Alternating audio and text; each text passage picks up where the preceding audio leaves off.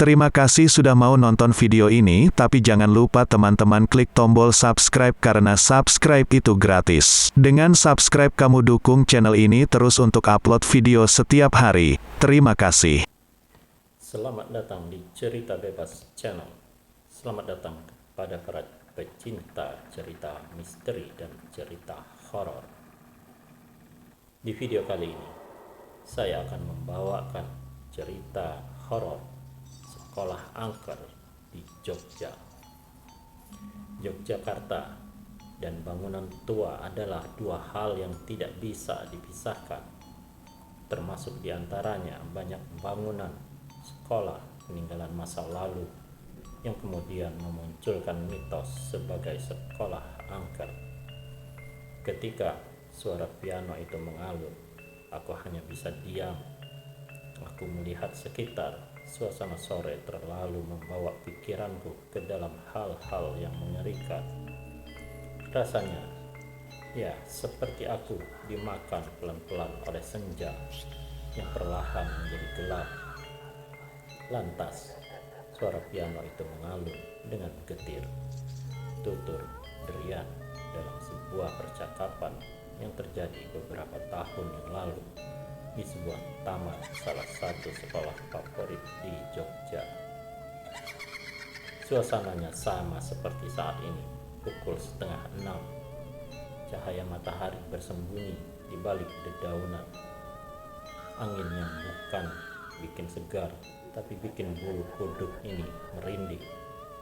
Biasanya akan terdengar suara piano yang mengalun, entah sumbernya dari mana. Derian menceritakan, pulang sore bagi mantan ketua OSIS sepertinya adalah sebuah keharusan yang gak bisa ditawar-tawar. Mungkin berasal dari ruang musik, Mas, tanya saya. Derian hanya diam beberapa saat, lantas melihat ke kanan dan ke kiri. Mulutnya berkata dengan lamat-lamat, "Ya, memang bermuara dari sana," kata para seniorku dulu. Itu adalah permainan piano salah satu murid SMA ini yang tewas bunuh diri. Ia tidak sempat ikut lomba karena ada kawannya yang justru terpilih mewakili sekolah, dan pada akhirnya ia memutuskan tewas gantung diri di ruang musik sekolah ini. Karena kejadian itu, tempatnya belajar kemudian dikenal sebagai sekolah angker. Saya hanya diam mendengarkan derian. Ia yang kini menjadi salah satu mahasiswa berprestasi di salah satu universitas negeri favorit di Jogja itu hanya bisa mengusap-usap lengannya. Matanya seperti hendak menggapai udara. Bola matanya terus bergerak. Enggak pernah fokus membalas tatapan mata saya. Angin kembali semilir mendatangi kami yang tengah berbincang banyak perihal mitos hantu di sekolah ini. Dedaunan yang gugur tanpa permisi menambah suasana madeni yang sedang melanda kami. Ya, suasana yang dibuat amat sengaja oleh kami. Bagi derian, tiap sekolah memiliki kisah-kisah horornya tersendiri. Sialnya, hantu di SMA ku dulu itu serem sekali. Oke lah, kalau mewujud, bisa jadi traumatik dan mawas akan bentuk. Hanya cuma suara piano, itu bikin traumatik menahun tiap ada yang main piano di ruang musik. Gak hanya di ruang musik sekolah, wes, aku bahkan takut dengar adikku main pianika di dalam rumah. Setraumatik itu loh. Derian bercerita lebih lanjut, pernah piano itu berdenting pada pukul 4 sore ketika semua ekstra sedang bersiap untuk usai. Semua orang yang mendengar lari tunggang langgang. Padahal yang main itu guru musik dan beberapa murid guna mempersiapkan lomba esok harinya, katanya. Derian mengatakan ia yakin tiap sekolah punya mitos hantu bermain piano. Sama halnya mitos di mana letak kamar mayat bagi sekolah bekas rumah sakit dan hantu piano di sekolahku ini. Anjir, serem banget, katanya.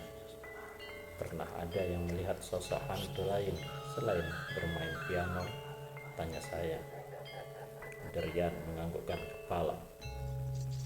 Menurutnya, paling serem tetap mitos hantu bermain piano pada sore menjelang malam.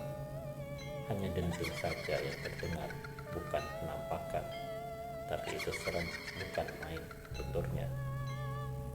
Hari kian sore, matahari sudah tidak lagi berkuasa, sudah tidak lagi kuasa memberikan sinarnya bagi halaman sekolah ini yang memiliki 2 pohon besar pada bagian tengah. Angin semilir membelai pundak saya. Hening begitu dominan di antara kami, saya dan Ria. Ia sibuk bermain ponsel, janjian dengan kawannya yang lain di tempat yang lain pula. Sebelum pada akhirnya suara piano dengan denting lirik itu menyapa pendengaran kami. Saya bisa menebak, mata saya terbelalak, pundak saya terasa kebas, nggak bisa bergerak, sedang gigi saya bergemeretak. Sudah, pulang aja yuk, tawar Derian. Dengan anggukan paling ritmis, saya mengiyakan. Kepala tanpa badan dan teori kamar mayat. Andra, 24 tahun, salah satu alumni sebuah SMP di Yogyakarta, punya pengalaman horor yang cukup menarik. SMP aku itu dikenal amat horor. Bangunannya tua, dekat Taman Sari, dan katanya sih bekas rumah sakit. Hawanya sejuk, namun jika terlalu lama merasakan udara yang berputar di dalamnya, rasanya seperti ada yang memeluk dari belakang. Banyak mata yang mengintai, dan suara-suara lirih aku dengar dari sepenjuru ruangan, ungkapnya. Andra awalnya hanya merasa itu adalah perasaan takutnya saja. Ternyata beberapa kawanku turut serta mengalami perasaan serupa, halusinasi yang kian hari kian bertambah. Katanya ada kamar mayat di sekolah dan semua siswa bertanya-tanya, di mana kamar mayat itu? Katanya. Dan kata Andra, itu hanya sebatas teori-teori saja. Teori yang terkenal ya di ruangan TIK, katanya. Laki-laki yang beberapa kali pernah kesurupan ini mulai bercerita. Ia sangat sebal karena menjadi murid yang datang paling pagi di sekolah. Ayahku itu kerja amat pagi. Dalam perjalanan menuju tempat kerja, aku turut nebeng agar tidak repot harus naik ojek atau bus saat pergi ke sekolah. Ya, hitung-hitung hemat ongkos. Nah, tiap datang ke sekolah, aku adalah murid pertama yang sampai di sana. Anda bisa bayangkan bagaimana sepinya kondisi sekolah di pagi hari. Andra menuturkan bahwa hal yang paling seram adalah koridor sisi utara. Dulu, koridor itu seram sekali. Lantainya licin, mengkilap seperti poala. Dinding yang tinggi menjulang. Jendela-jendela yang besar dan lebar. Masuk ke sana, saya seperti masuk dalam film horor ala Eropa saja. Dan kelas 8. Kelasku ada di bagian pojok lantai 2, sebelah utara.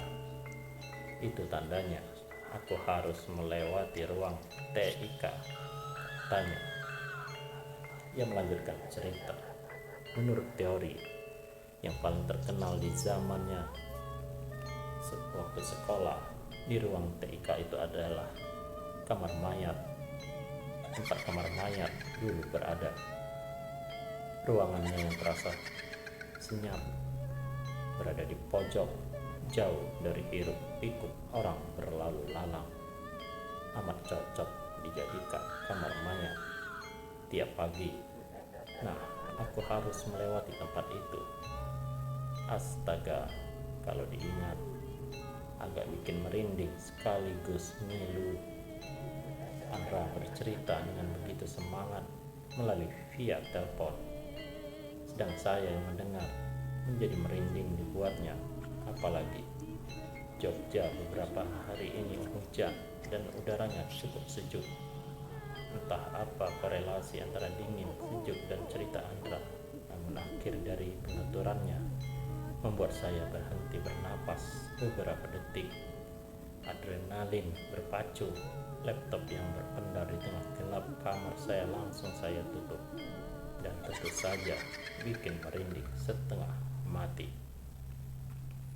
Suatu saat aku melewati tempat itu, katanya, penuh dengan jeda, dan itu menurut saya agak menyebalkan. Pagi itu amat dingin, seperti malam ini. Gak ada kabut pagi itu. Toh area keraton itu termasuk kota, namun rasanya cahaya matahari gak bisa lolos dari rapatnya dinding yang memeluk koridor utara itu.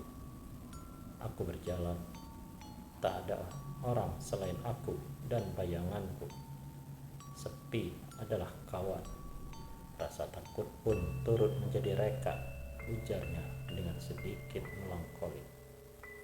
Andra berjalan dan berjalan sampai tangga menuju ruangan kelas. Di bawah tangga itu adalah ruang TIK. Ia melihat sesuatu yang melintas, seperti anak kecil di bawah tangga depan ruang TIK. Kan teori film horor, kalau melihat atau mendengar apa-apa jangan diikuti, ya. Nah, gobloknya aku malah mencari tahu, mengikuti siapa itu tadi. Dengan nada yang ia pelankan, sinyal yang sedikit remang-remang lantaran setelah hujan. Andra berujar dengan lirih dan pelan. Ketika mataku menyapu dekat ruangan TIK, aku mendapati ada kepala yang melihatku balik dengan tatapan galak. Saya memastikan, kepala apa dan bagaimana? Andra menjawab lagi dengan tegas, ya, kepala dan tanpa badan. Andra memberikan keterangan, kisahnya ini tak pernah ia bagikan kepada siapapun selama ia bersekolah di sana. Bagiku, ya, kisah horor di sekolah itu biasa saja. Tiap sekolah itu pasti ada kisahnya tersendiri. Tapi setelah aku keluar mendengar banyak cerita horor dari orang lain, saya sadar ceritaku lumayan seram juga, katanya. Laki-laki yang menyamarkan namanya itu menutup, walau agak mainstream, ceritaku perihal mitos hantu tampar kepala. Sering menjadi mitos seperti itu di sekolah lain juga. Ya, ibaratnya sama mainstreamnya seperti kisah hantu di kamar sendiri yang ada di dalam lemari pakaianmu ketika malam jam 11 akan bergerak-gerak memberontak, dan itu bisa saja benar apa adanya. Kisah selanjutnya, ambulans yang melintas ketika malam di belakang sekolah. Cerita sekolah angker diceritakan Asyid, 24 tahun, alumni SMA negeri di Banguntapan, Bantul. Sebelum jadi sekolah, lokasinya seperti hutan. Setelah itu berdiri sebuah sekolah pindahan dari kota Yogyakarta. Asyid bilang bahwa sejatinya gedung-gedung sekolahnya itu tidak bisa dimasukkan kategori seram lantaran kebanyakan baru dibuat. Sekolah tersebut berdiri pada Maret 1997. Sama, aku aja tua usiaku. Dibilang gedungnya horor, enggak juga sih. Lawang kebanyakan masih baru. Namun suasana ketika malam itu berbeda sekali dengan suasana ketika siang. Pagi juga agak bikin merinding sih, apalagi di sekolahku yang pernah juara adiwiyata nasional ini. Banyak pohon tinggi yang memberikan efek sejuk, namun medeni, bikin ngewel kalau sendiri. Sekolah yang terus berbenah dengan cara membangun infrastruktur bagian depan ini memberikan pengalaman yang tidak mungkin dilupakan oleh Asyid. Aku kan anak dewan ambalan ya, jadi diam di sekolah ini sampai malam atau bahkan pagi itu hal biasa. Banyak hal yang pernah aku dengar, bahwa sekolah ini dulu ketika masih berbentuk alas atau hutan menyimpan pusaka-pusaka. Ada pula yang bilang di dekat gerbang ada penghuni tak kasat mata yang belum juga pindah tempat mencari tempat yang lebih wingi, kata Asyid. Dengan badannya yang terus bergerak-gerak, kakinya yang gak bisa diam selama duduk di samping saya, Asyid menceritakan pengalamannya yang masih berhubungan dengan dunia pramuka. Kalau pengalamanku ya waktu jaga pos belakang sekolah dalam acara jelajah malam gladian pemimpin sangga. Kondisi malam itu lampu jalan belum seterang sekarang, pun jalan masih pating keronjal, suasana sepi, dan lapangan belum ada aktivitas perekonomian ketika malam seperti orang-orang yang berjualan. Intinya sepi, amat sepi. Bahkan sepi itu rasanya begitu mencekik. Penuh dengan ketakutan, Asyid melanjutkan. Nah, beberapa peserta akan lewat, paling hanya 2 menit untuk mengerjakan soal. Setelah kembali sepi, bau telo tercium di pikiranku. Lari ke sekolah adalah pilihan wajib, tapi yo isin Cak Pramuka C. Sedang bau telo bakar itu pertanda ada kuntil anak.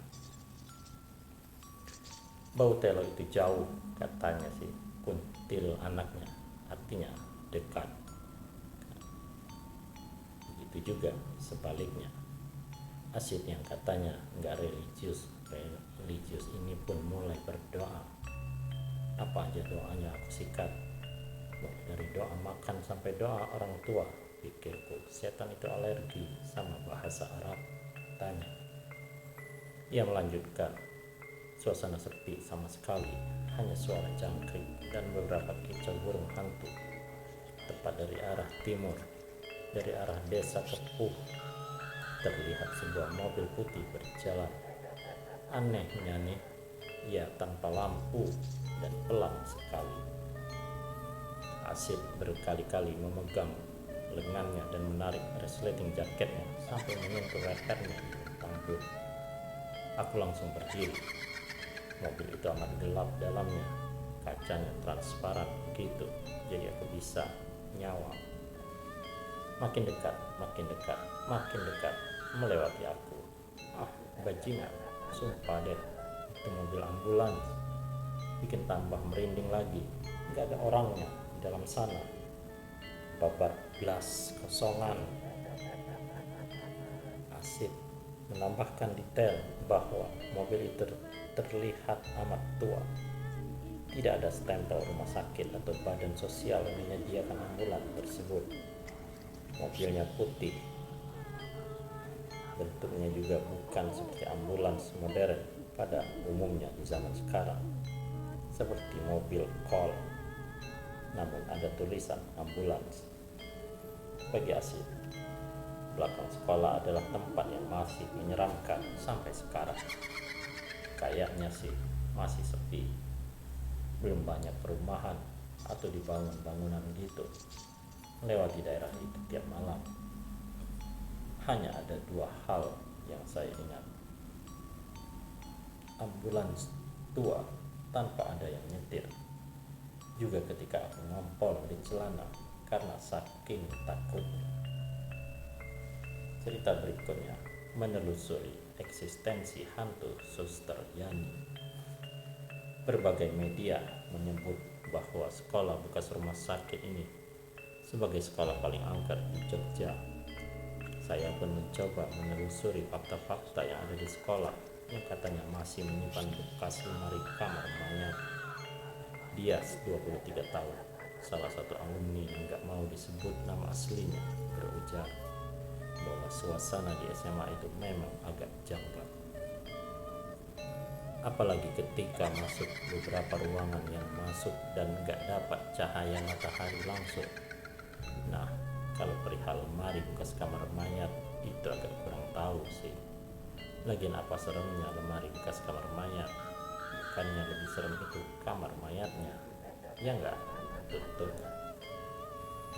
Dias juga selama bersekolah di sana belum pernah mengalami hal-hal yang kelewat menyeramkan.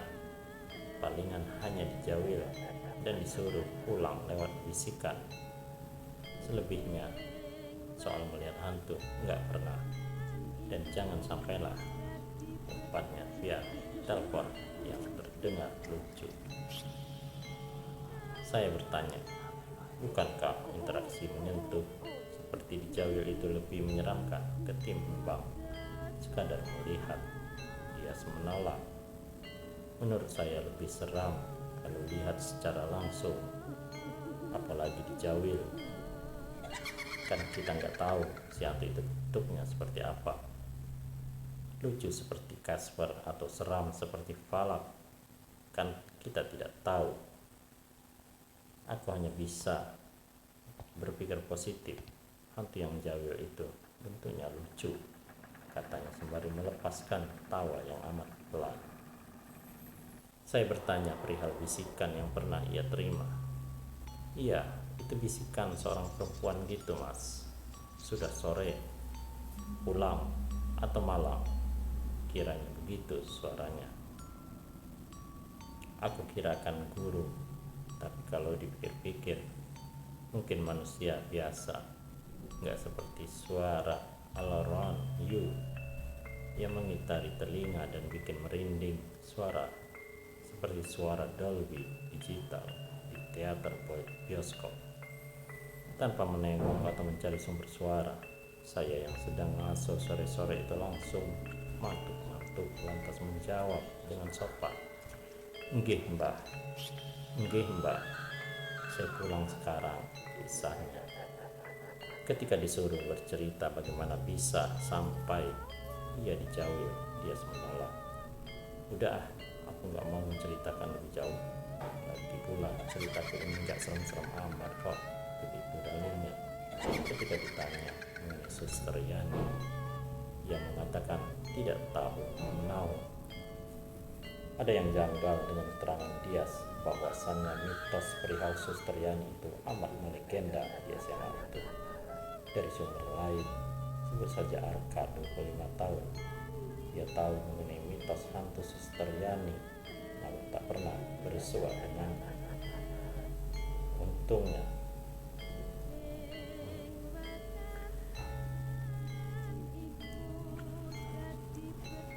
dari sumber lain, sebut saja Arka 25 tahun, dia tahu mengenai mitos hantu Suster Yani, namun tak pernah bersua dengannya. Untungnya ya, tapi dapat info dari kakak kelas di tongkrongan sih, hantu itu pernah dilihat oleh salah satu dari mereka, katanya. Ketika saya minta kontaknya, Arka sudah bilang kontak dengan kakak kelasnya tersebut. Ini ceritanya yang saya ingat. Ya, jadi maaf jika ada salah menerima atau mendengar. Toh, udah beberapa tahun silam kakak kelasku itu bercerita, ketika sore hendak pulang sekolah, ia melihat ada seseorang yang memasuki kelasnya. Aku lupa mas. Kemudian dia buntuti ketika hendak masuk kelas. Di depannya sudah ada sosok putih pucat berambut panjang, dan katanya matanya hitam legam. Ceritanya dia pesan Instagram. Ketika saya tanya, apakah yakin sosok putih itu adalah seorang suster atau ada keterangan lain semisal pakaian, Arka mengetahui bahwa kakak kelasnya itu enggak menjelaskan secara detail. Namun banyak yang menduga bahwa itu adalah sosok Suster Yani. Dia juga pernah bilang ketika malam ada sosok putih yang maksliwar melewati dia dan lari tunggang langgang ambil kendaraan untuk pulang. Tutupnya. Kisah selanjutnya, rambut rontok di ruang multimedia SMA. Sejatinya rambut rontok bagi perempuan maupun laki-laki itu adalah sebuah keadaan yang bisa dijelaskan dalam sudut pandang kesehatan. Tapi kalau rambutnya yang rontok itu banyak sekali seperti dipotong, kan aneh, ujar Han 27 tahun yang bercerita dalam pesan Instagram. Ia alumni SMA yang muridnya putri semua. Wilayah sekolahku itu dulunya semacam bekas tanah patih keraton atau bagaimana gitu, makanya nama daerahnya Prawiro Dirja. Soal anggapan menjadi sekolah angker, Han mengenang sekolahnya memang dikenal wingit. Misalnya ada pohon mangga tua di lapangan basket. Nah, saking melegendanya pohon mangga itu, beberapa siswa di angkatanku pada manggil pohon itu dengan sebutan Simbah. Mungkin angkatan saat ini juga manggilnya Simbah. Karena itu setiap seperti kaderisasi turun temurun katanya. Dari pohon itu semacam kekuatan sentral. Di daerah lain pun banyak mitos-mitosnya. Misalnya di ruang multimedia di eraku dulu, nggak tahu kalau sekarang sudah direnovasi atau penempatan ruangannya yang berubah-ubah. Ruang multimedia itu pojok nyempil dekat ruang aula utama sekolah. Ruangannya agak tidak terlalu besar banget. Tertutup ruangan besar lainnya seperti aula. Ditambah tidak ada jendela, jadi pengap masuk ke sana. Rasanya pikiran sudah parno duluan tanpa paham. Blas, gak ada cahaya matahari yang masuk. Ya pengap, ya serem, bukan main. Dan dari sana banyak mitos hantu yang berkeliaran. Salah satunya adalah Simbah, penghuni ruangan multimedia itu tutup Han. Dengan mengetik sekaligus bercerita banyak, Han memberikan keterangan bahwa tidak ada yang tahu mitos Simbah itu berasal. Di sekolahku gak ada jejak yang bunuh diri, gak ada pula yang aneh-aneh gitu. Menurut kabar sih itu penghuni lama. Ditanya perihal mengganggu atau enggak, Han berkata bahwa semua banyak yang maklum. Ganggu sih enggak. Pernah suatu saat ketika pelajaran, Simbah itu nyaru jadi siswa yang lain mengikuti pelajaran. Bingung dong, kok siswanya lebih banyak? Atau ada yang janggal lainnya? Gila, merinding banget tiap presensi. Ada yang lebih gitu, suasananya tambah bikin deg-degan. Han menuturkan bahwa Simbah itu enggak hanya nimbrung saat pelajaran, namun juga saat sudah usai. Coba bayangin, ada rambut di ruangan itu. Oke lah, rambut rontok wajar. Tapi kalau sudah banyak banget seperti rambut habis dipotong, kan jatuhnya aneh. Gak ada siswa yang potong rambut di ruang multimedia. Aku sih pasti yakin kawan-kawan aku kalau mau potong rambut milih di salon ketimbang di ruangan multimedia tutupnya.